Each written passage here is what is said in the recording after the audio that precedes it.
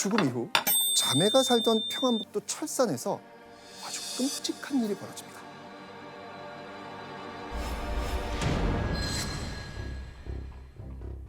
철산 지역을 다스리던 철산의 부사, 이게 사또가 되겠죠. 네. 이 철산의 부사가 하루아침에 변사체로 발견된 겁니다.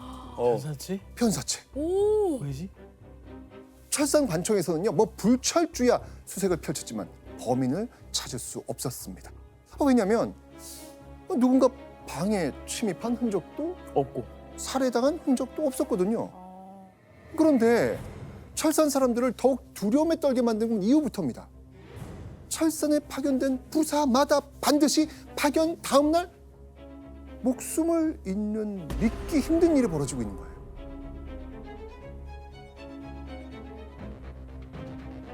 부사들이 줄줄이 죽어나간 기간만 무려 5년.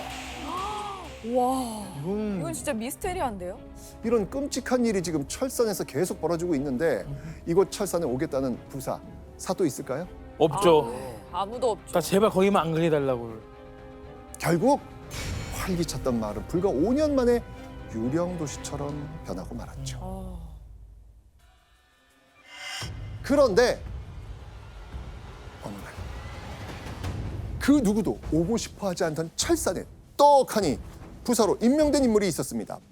바로 이 사람.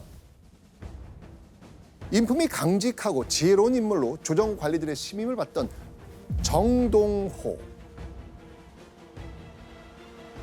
사실 이 정동호는요, 철산 부사가 될 수 없는 그런 인물이었습니다.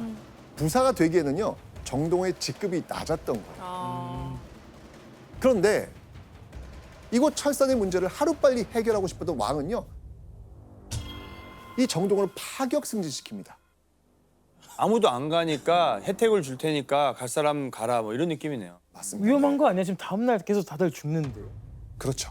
이 꺼림칙한 소문이 사실이라면 정동호는 부임 첫날 밤에 쥐도 새도 모르게 목숨을 잃게 되는 겁니다. 그럼에도 불구하고 정동호는요, 담담하게 철산을 향했습니다. 그렇게 정동호의 첫 과제, 부임 첫날 밤 살아남기가 시작된 것입니다. 철산에 부임한 첫날. 자, 그리고 철산에서 벌어지는 이 연쇄 의문사의 비밀을 알아내기 위해서 정동호는 밤을 새우기로 마음먹습니다. 자지 않겠다는 거죠. 살겠다는 의지로. 나 하루라도 넘겨야 되는데. 어느덧 해가 지고요, 칠흑같이 어두운 밤이 찾아옵니다. 그런데 갑자기 호롱불만 일렁이던 방 안에 희뿌연 연기가 차오르고 서늘한 냉기가 느껴지기 시작합니다. 오, 왔다. 이상한 기운에 이 정동호의 등골이 오싹해집니다. 그런데 그때 방 안의 모든 불이 휙 꺼지고요, 문이 스르르르 열리더니 누군가 방 안으로 들어오는 겁니다. 정동호의 눈앞으로 소리 없이 미끄러지듯 다가온 이는 바로 붉은 치마를 입은 창백한 얼굴의 처녀 귀신이었습니다. 자, 이 눈앞에 귀신이 나타난 이 믿을 수 없는 상황. 정동호 됐을까요? 말을 입이 안 떼졌을 것 같은데요? 벌벌 떨면서 막 했을 것 같아. 정동호는 너무 놀라 정신이 아뜩해질 뻔했지만요, 정신을 바짝 차리고 말합니다. 무슨 일로 나를 찾아왔는지 자세히 말해보거라. 정동호의 말에 귀신은 갑자기 다소곳이 절을 하더니 이렇게 말합니다. 저는 배무용의 딸 홍련이옵니다. 정동호를 찾아온 귀신의 정체는 바로 홍련이었습니다. 그런데 홍련이 철산 부사를 찾아온 건 이번이 처음이었을까요? 아니면 그 올 아니죠. 때마다 그때 찾아왔던 것 같은데. 네, 맞습니다. 홍련은 자신과 언니의 억울한 죽음을 알리기 위해 5년째 이렇게 밤마다 부사를 찾아왔던 겁니다. 그런데 만나는 부사마다 홍련을 보고 너무 놀라 까무라쳐 목숨을 잃었던 거죠. 홍련은 유일하게 자신을 보고 기절하지 않은 부사 정동호에게 그간의 사연을 털어놨습니다. 정동호는 밤새 홍련의 이야기를 귀 기울여 들었습니다. 그리고 어느덧 동이틀 무렵이 되자 눈앞에서 대화하던 홍련이 연기처럼 휙 하고 사라져 버립니다. 그야말로 귀신이 곡할 노릇이었습니다. 교수님, 그러면 이 귀신이 돼서 뭔가 직접 가족에게 가서 복수를 한다든지 무섭게 한다든지 뭐 그렇게 할 수 있는데 왜 부사를 찾아간 거죠? 홍련이 관청을 찾아간 목적은 가정에서 벌어진 일을 공론화시키고 싶었기 때문입니다. 그러니까 자신에게 쓰여진 누명이 잘못된 것이었음을 드러내고 그에 대한 책임을 따지자는 것이죠. 결국 궁극적인 목적은 사적인 복수가 아니라 공적인 명예회복이었던 것이죠. 그 약간 부사가 그 진상을 밝혀주고 그렇죠. 가족들을 좀 벌해주길 바랬던 것 같아요. 자, 그렇게 다음날 아침 부사 정동호가 방문을 열고 걸어 나오자 관청 사람들은 소스라치게 놀랍니다. 사람들이 믿을 수 없다는 듯 눈만 끔벅끔벅하며 놀라고 있을 때 정동호는 급히 이방을 불러 질문을 던집니다. 이 마을에 배무용이라는 자가 있느냐? 깜짝 놀란 이방은 배무용? 배무용은 과거 철산 좌수를 일했던 인물이고 지금도 이곳 철산에 살고 있습니다. 이방의 말을 들은 정동호. 귀신의 말이 맞구나. 다 많은 얘기였어. 정동호는요 당장 배무용과 괴물을 잡아들이라 라는 명령을 내립니다. 어우.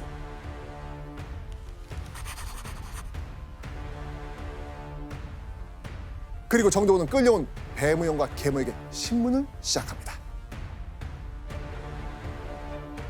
장화와 홍련의 죽음은 어떻게 된 일이냐?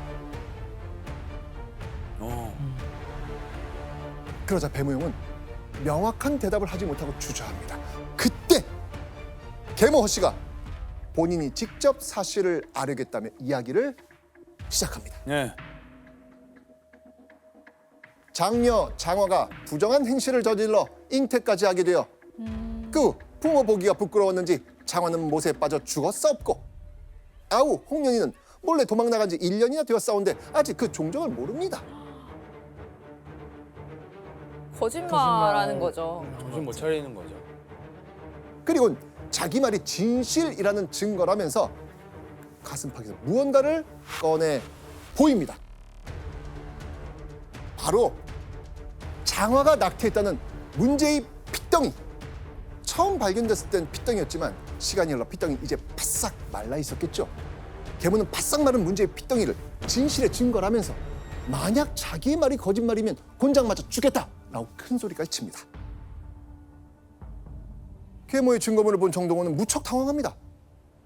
귀신 홍련의 말을 믿고 취조를 시작했는데 괴물가 확실한 낙태의 물증까지 이렇게 떡하니 내놓은 거예요. 정동호는요 깊은 고민에 잠깁니다. 그런데 그 순간 정동호는 지난밤 홍련이 남긴 의미심장한 말을 떠올립니다. 증거를 가까이에서 조사하면 진실을 알게 될 것이옵니다. 정동호는요 홍련이 한 말에 실마리가 있다고 생각하고요 홍련의 말을 곱씹습니다.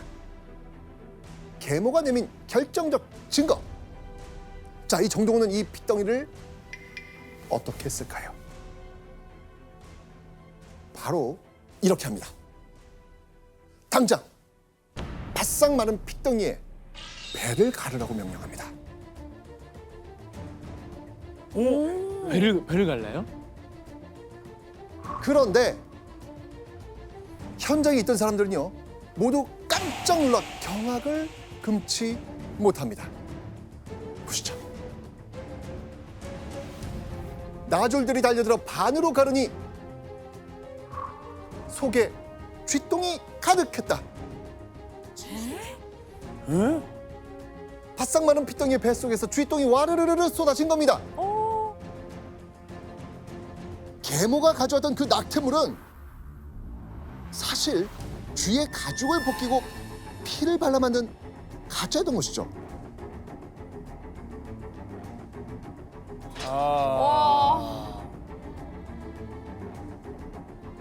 바로 문제의 낙태물이 태아가 아닌 쥐라는 사실이 낱낱이 밝혀지게 된 겁니다.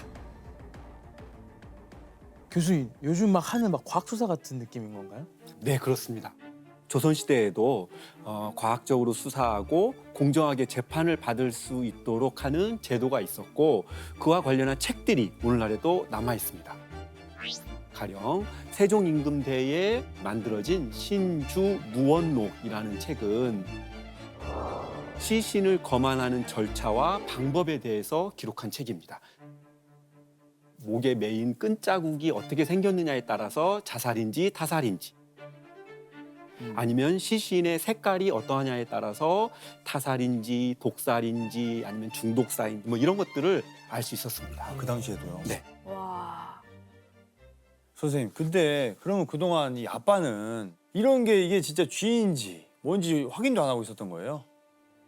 자, 이 배모형은 자신의 캄캄한 앞날을 걱정하느라 미쳐 있다라고 가져온 낙태물을 자세히 확인할 겨를도 없었던 겁니다. 가문의 수치라 여기면서 그동안 이 일을 덮기에 바빴잖아요. 그리고 설마 계모 씨가 이런 흉악한 짓을 벌일 거라고는 상상도 하지 못했죠. 와. 자, 그렇다면 이 장화의 죽음에 연루된 세 사람, 배무용, 허씨, 그리고 장쇠. 이제 죗값을 치르게 됐을까요? 정동원은 장화를 연못에 빠져 죽게 한 장쇠에게 교수형을 내립니다. 교수형. 교수형이요? 세게 이게 벌을 사형인 받는다. 거죠, 사형. 네. 그리고 계모 허씨, 계모 씨는 곧장 한양으로 보내집니다. 왜였을까요? 그러니까 철산 부사 연쇄 의문사 사건의 진상을 모두 알게 된 왕이 자신이 직접 계모 허씨를 처벌하겠다면서 한양으로 보내라고 명령을 한 겁니다. 와. 오. 더 커졌네요, 일이. 그렇죠. 아, 전국이 난리야. 계모 씨에겐 가장 참혹한 벌이 내려집니다. 바로 능지처참. 왕은 계모 허씨의 찢어진 사지육신을 팔도로 보내서 다시는 이런 일이 생기지 않도록 백성들의 경계로 삼게 합니다. 와. 그렇다면 배무용은 어떻게 됐을까요? 부사 정동원은 배무용을 훈방 조치합니다. 벌 받아야죠. 왜 네. 받아야 되는데? 근데 이유가 있어요. 왜요? 이 배무용이 벌을 받지 않은 건 바로 배무용의 딸 장화와 홍련의 부탁 때문이었습니다. 와. 그러니까 장화와 홍련이 아버지는 계모 허씨의 계략에 빠져 죄를 저지르게 됐을 뿐이니까 맞네. 정동호에게 아버지만은 용서해달라고 간청을 했던 겁니다. 우리 아버지는 벌을 주지 말라고 죄가 없다. 와. 근데 교수님, 이 배무용이 이 처벌을 면한 것으로 소설이 이렇게 딱 쓰여진 데는 또 남다른 이유가 있죠? 네, 맞습니다.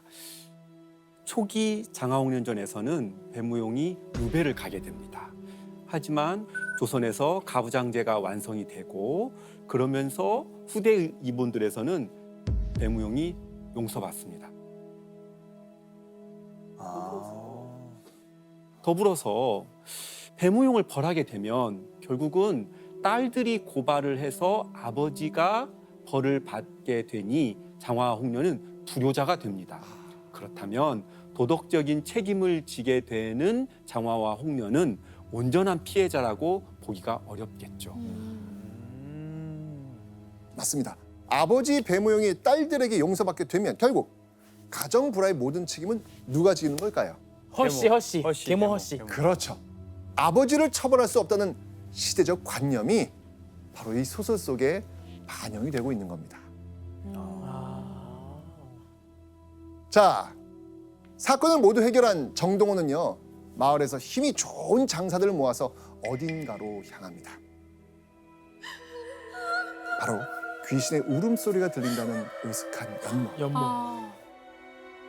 깊은 연못에 빠져 죽은 장화와 홍련의 시신을 수습하기 위해서였죠. 그렇죠. 정동원은 사람들을 동원해서 연못에 물을 퍼내기 시작합니다. 죽은 지 5년이나 됐지만 장화와 홍련의 사체가 얼마나 깨끗했는지 다소곳이 누워있는 모습이 마치 잠든 사람 같았다고 합니다. 5년이 지났는데도.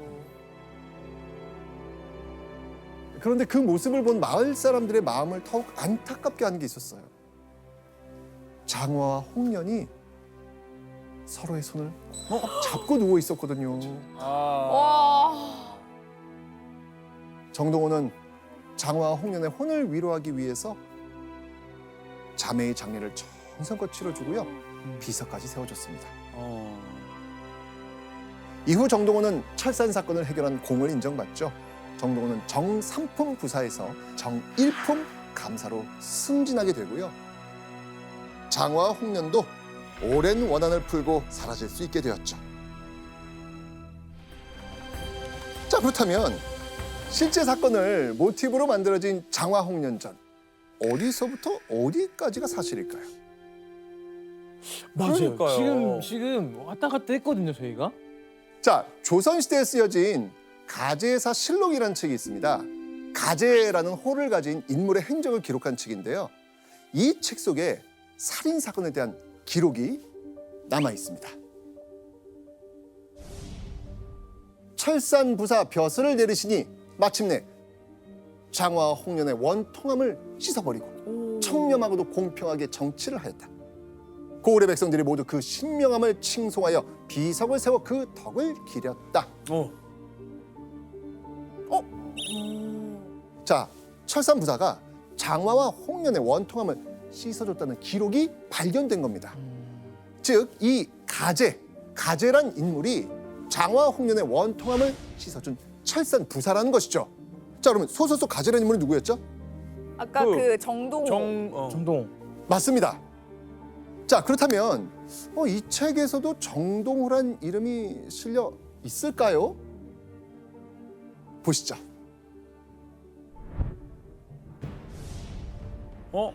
아, 정동흘. 네. 전동흘은요, 조선 제18대 왕 현종이 재위하던 시절에 실존한 인물입니다. 장화와 홍련의 억울함을 풀어준 부사 정동호는 바로 전동흘을 모티브로 만들어진 인물이었던 겁니다. 실제네, 실제. 교수님, 그러면은 장화 홍련도 실존 인물인 거예요? 네, 그 이름은 확실히 있었습니다. 전동울이 철산부사가 되어서 장화와 홍련의 살인 사건을 해결했다는 기록은 남아 있습니다. 그렇지만 실제 그 사건의 음해의 내용이라든가 또는 귀신이 등장한다든가 이런 것들은 남아 있지 않습니다. 따라서 그런 것들은 후대에 꾸며진 이야기로 봐도 괜찮을 것 같습니다. 자, 그러니까 전동울이 철산에서 부사로 있을 당시 억울하게 죽은 자매 살인 사건을 해결한 겁니다. 게다가 전동울은요, 이 철산 자매의 살인 사건을 해결한 이후에 그 능력을 인정받아 고공승진한 것 맞습니다. 1680년에는요, 이순신이 임진왜란 때 맡았던 직책 삼도수군 통제사까지 올라갑니다. 대단한 사건이었나 봐요, 그 당시에. 그러니까요. 그 이순신 장군님과 같은 직책까지 올라갈 정도면 뭐. 와.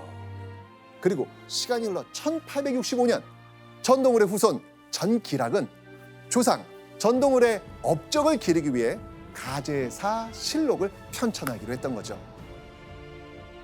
그리고 가제사 실록의 말미에 전동울이 주인공으로 등장하는 소설 장화 홍련전을 함께 엮었고 수차례 각색이 더해져 전해지게 된 겁니다. 조금씩 이야기가 다른 장화 홍련전, 현재까지 조사된 거는 약 79종. 우리 시대에 엄청난 사기사건이 일어난 거예요. 근데 그게 지나면서 우리가 뭐 각색을 하게 된 거죠. 그죠. 네, 그렇게 천천히 하면서 이렇게 아마 스토리가 되지 않았을까. 맞네. 와, 신기하다. 자, 왜 조선시대의 이 장화 홍련전이 이렇게 큰 인기를 끌었을까요? 재미있고 흥미로운 소설 속에는 그 시대의 현실, 사람들의 고민과 애환이 고스란히 담겨 있습니다. 그래서 계모라는 악을 만들어 응징함으로써 삶의 위로와 통쾌한 그 카타르시스를 느낀 건 아닐까요?